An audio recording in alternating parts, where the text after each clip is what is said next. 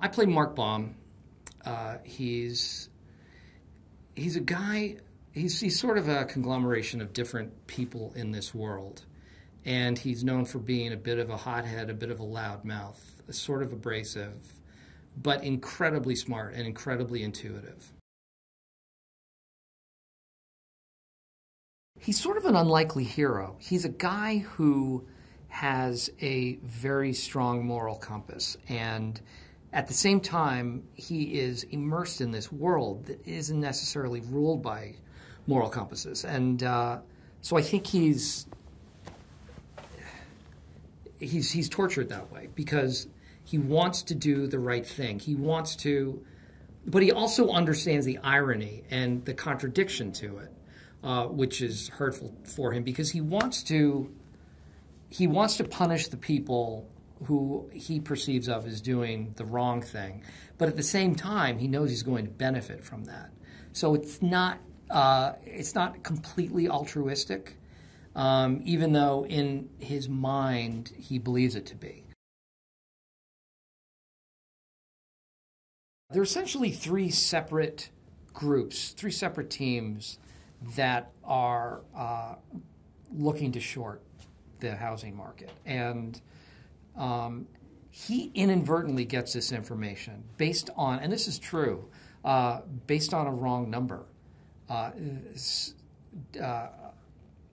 Someone was calling a front point, which was there's another front point on like floor 8, and this was floor 11, and so they thought they were reaching out to a different front point partners, and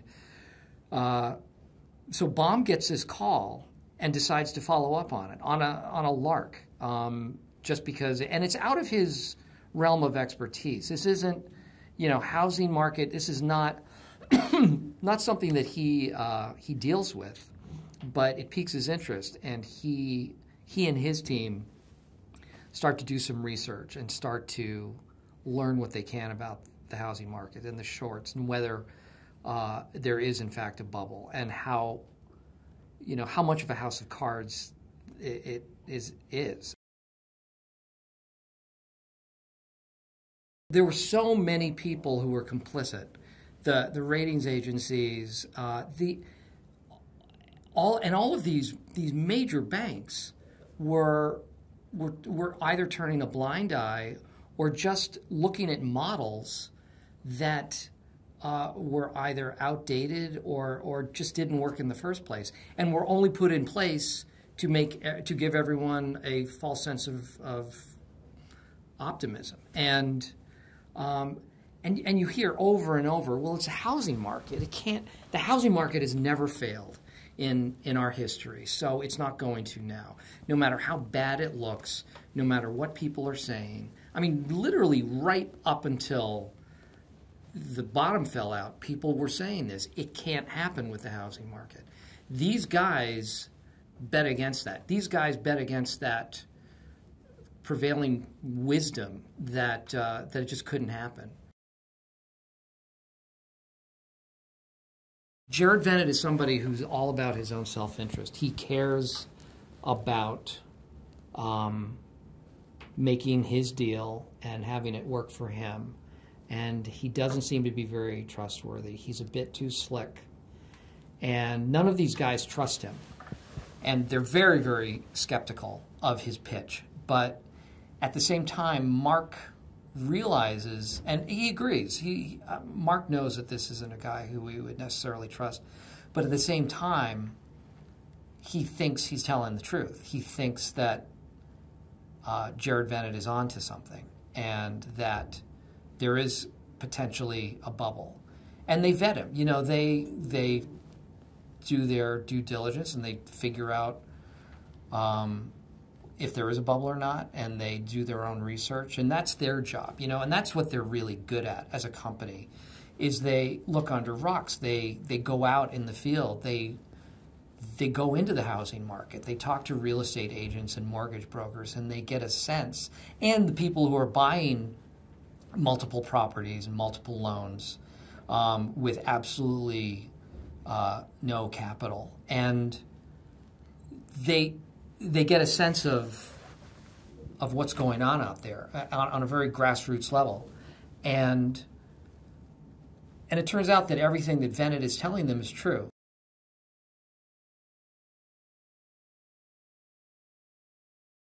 Cynthia is Mark's wife, played by Marisa Tomei, and she's a confidant. She's really the only one that Mark can talk to on a intimate level, and he keeps everything else inside, and he's very guarded. But with her, he's able to let his guard down and let her in, and actually hears her. She's one character that Mark, I think, truly takes cues from. Adam is so smart, and I think so passionate, which you can see. He's someone who it's a murky world. It's, you read the book, you read the script, you meet these people, you try to piece it all together, and it's a different language. It's not a language that I grew up knowing, and I don't know a lot of people, if any, in this world. So you're talking about subprime, and you're talking about CDOs, and you're talking about synthetic CDOs, and all of this terminology. It can get thick and complicated. Adam cuts through it. Adam understands it. Adam can break it down, and I think he does in the movie, and not in a dry way. And I love the fact that the movie will be entertaining. It's not going to be a documentary about what happened. It's going to live. It's really going to be alive, and you're going to feel what these characters are going through. You're going to get a sense of how they were positioned in this world, and in a broader sense, what potentially was going to happen. Obviously, Adam's known for his work in comedies, and I've known Adam, since the 80s, and we've worked together a lot.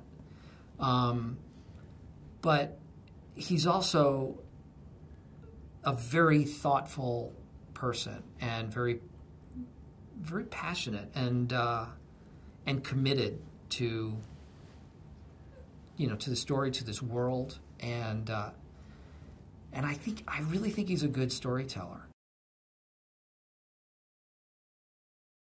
I read the book, and within 5 or 10 minutes, I felt like I had to go back and start reading it again, because there's so much information, there's so much to digest and understand. And some of it's unbelievable. Some of it seems like fiction. And then when I read the script, because you read the book and you think, how are they going to turn this into a movie? It's too much. It's a huge story, and there's so many elements and components, and it's tricky. It's and it's hard to understand, even if you go back and reread it. For someone who's not in that business, it's a difficult thing to comprehend, and I think the script does a good job with that. It seems like a huge piece of history that hasn't gotten a lot of, I don't know, it doesn't seem like people talk about it a lot. It seems to have drifted away in the public conscience, and it shouldn't, because it was a scary time, and it could happen again. And not that, the movie will come out and it'll right the wrong, and it'll, this will never happen again. But I think it's important. I think it's an important piece of recent history, and it's outrageous. And it would be nice to bring that to light to people who maybe aren't aware of how outrageous it was. You see the producers on this, and apart from the fact that I wanted to work with Adam again, when you see Brad's name and you see Dee Dee's name, you just have a sense that it's something of value, that it's something worth doing, and that they're going to handle it in a very respectful way and a passionate way. And it sounds like such a cliche, but they're all storytellers. They're all people who understand how to create a story and a narrative, and you can sense how committed everyone is. You can sense how important this story is to everyone here, and I think those are the type of things I want to do, where everyone feels that it's important and wants to do it, and it's not just a job, it's not just a story, but I think a valuable one, a story that needs to be told, deserves to be told, and told well and respectfully.